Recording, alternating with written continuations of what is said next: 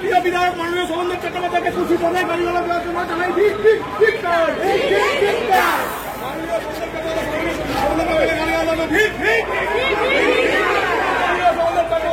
ব্যক্তিকে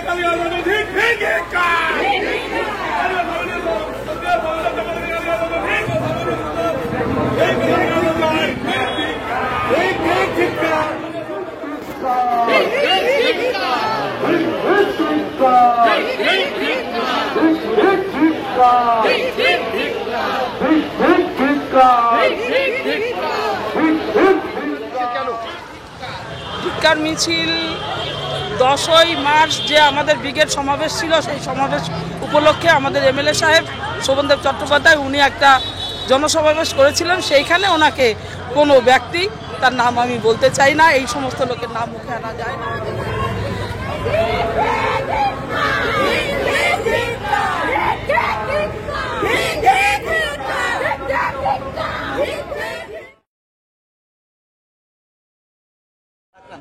আমি ভারাক্রান্ত মানে যেদিন এই কথাটা শুনেছিলাম আমি তো স্পেল বাউন্ড হয়ে গেছি। প্রথমে কি বলবো, আমি কিন্তু আপনারা ছিলেন না, দেখেছেন আমি কোনো রিয়াকশন করিনি সেদিন, যে তার উপর ছুটে যাওয়া বা তাকে কি আটকানো বা তার উপর আক্রমণ করা, আমি কিছুই করিনি।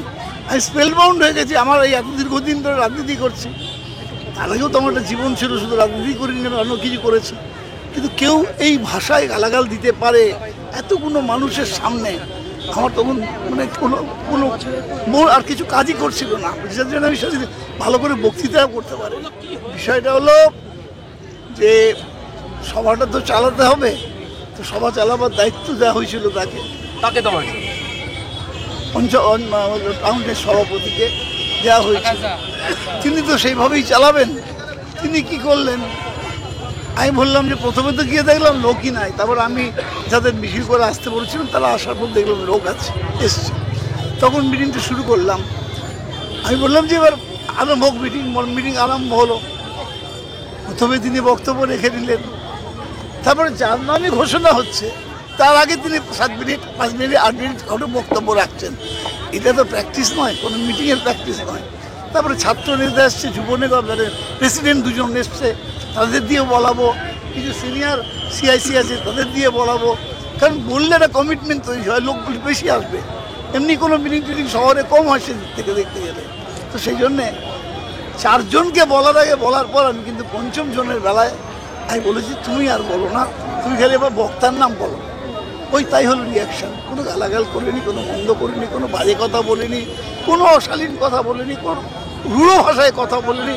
তার যদি এই রিয়াকশান হয়, প্রথমত অনেকেই দেখেছেন আপনারা যে ওই মাইক্রোফোনটা একটা বাজে মন্তব্য করে আমার টেবিলের ওপর ছুঁড়ে ফেলে দিল, বলে নেমে গিয়ে আবার ফিরে এসে আবার সামনে দাঁড়িয়ে যে ভাষা ব্যক্ত করেছে আপনারা শুনেছেন সবাই, ওটা আমি উচ্চারণ করতে পারবো।